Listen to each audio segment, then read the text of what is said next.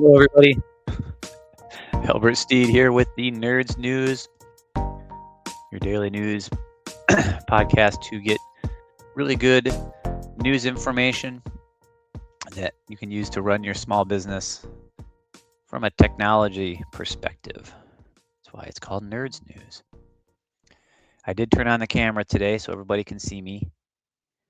I hate using these virtual backgrounds, but I don't have the opportunity right now to have a solid background because we're getting ready to pack some stuff up, and my office is a complete mess. And I don't like showing off complete messes, only partial messes. Yeah. So I tend to be pretty tidy. I'm a pretty tidy kind of guy. But anyways, we're in a bit of state of flux here at Steed Household. Again, I'm Albert Steed, Chief Nerd at Advanced Computer Solutions. I like to start every podcast off with a salute to all my fellow business owners and their wonderful employees, all the wonderful people we get to work with every day. I love you all. I appreciate you. You guys are great, working hard, making it work. I love it. All right. Today's news. Top story. This is a fun one. Windows. Now, bear with me. I'm going to read the headline. It's going to make any sense to anybody, but we'll break it down. Windows NTLM hash leak now actively exploited in phishing campaigns. Well, that sounds bad. It actually is bad. It's actually worse than even it sounds.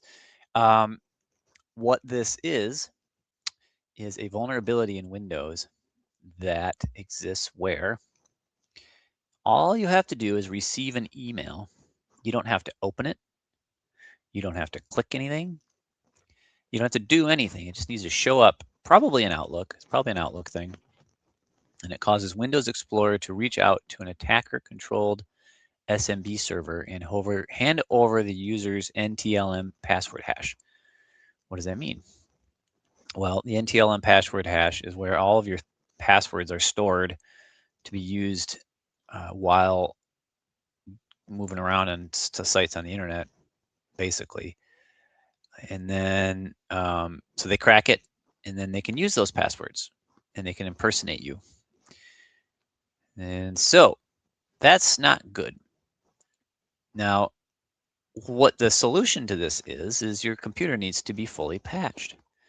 So we're gonna talk about two things here. One's actually going to be a news item, which is you should have multi-factor authentication turned on for everything that you can.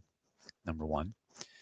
Number two, you need to patch your computers. Now we do this for all of our clients, but here's the catch: if you don't leave your computer on at night, then it doesn't get patched, because the only time we can then do the patching is during the day while you're working, which means the computer reboots, and it can take a few minutes for it to install the patch, reboot, and get back to work. And nobody likes that. So this is the clarion call out to all of you out there. Leave your computers on at night. If you have a laptop, at least a couple of times a week, leave it on so that we can get our patches in there, get them rolled out, get the computer rebooted, get everything working. If you don't do that, you're going to have problems, such as receiving an email that gives away all of your passwords. And we are seeing a pretty big uptick in passwords getting stolen from email accounts. All right, so there's that. Cyber insurance in 2026. MFA everywhere is now mandatory, and carriers want proof. So we're seeing this as well. I may have mentioned this prior about these insurance companies are now, actually, this should have been done like 6 years ago. We should have had MFA compliance from an insurance perspective many years ago. But here we are. Insurance companies are usually about 5 years behind everything. MFA is multi-factor authentication. That's that thing where you have a password, you know your password, but then you got to give it a code that comes from a phone or an email or something. And email is the worst. That's the last resort for MFA. And it proves that you're you, right? So anybody can know your password. Anybody can send you an email that steals your password. But part of multi-factor is it's not what you know, not just the email. It's what you have or who you are. So like could be you have a phone that has a program on it that generates unique codes. That means you have to have the phone. So it's not just what you know, it's what you have. Or you may have a fingerprint, and that fingerprint is unique. So you have a fingerprint scanner on your computer that's not just what you know or even what you have, it's who you are gets verified. So that's MFA. You're going to need it, or else you're not going to be able to maintain your cyber reliability policies. We can turn it on for you. If you don't have it, we can help guide you on how to get it for other applications that may be required. And it's something we do for our clients. So feel free to reach out. If your insurance company's giving you gout, we'll turn it on. We'll give you the proof. We'll do that as well. It's easy to do. All right, Microsoft 365 E7 launches May 1st. So we've had E5. Now we're up to E7.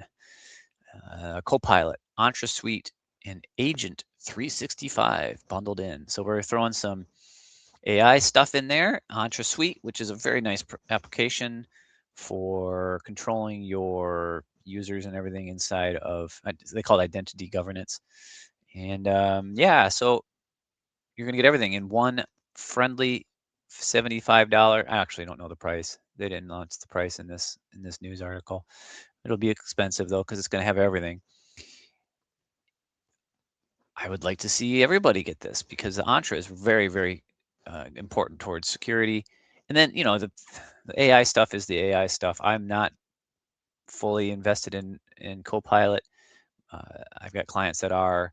I'm going to be investigating it here shortly to see where I can begin to use it in our workflows. You know, we're going to do a future episode on some of the workflow stuff that I'm doing in AI. But basically, I'm writing a whole application layer to begin using AI in areas of our business where typically we haven't been, and it'll improve things, ticketing and triage and things like that.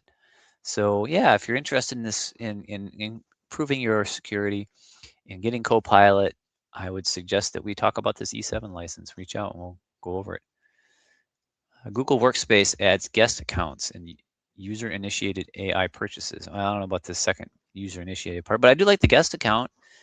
What a pain, right? Can't just have somebody pop in and use your Google tool to communicate or upload files or whatever. You have to have a full-blown Google account. What a pain. Guest accounts are a real win, is what the news article says. No more sharing stuff to personal Gmail accounts. If you're doing that, don't do that. You know, we don't use a lot of Google here at Advanced Computer Solutions, and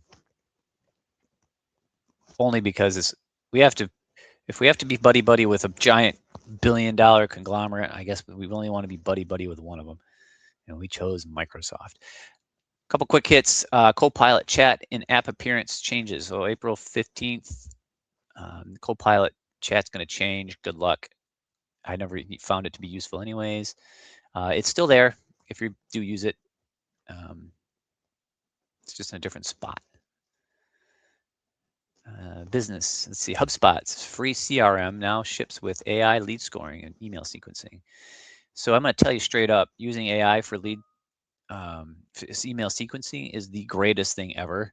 You just tell it, create this sequence, and you can give it the content, right? If you don't want it to write the content, and it will just boop, boop, boop, boop, create all the sequences. That's fantastic. I love it.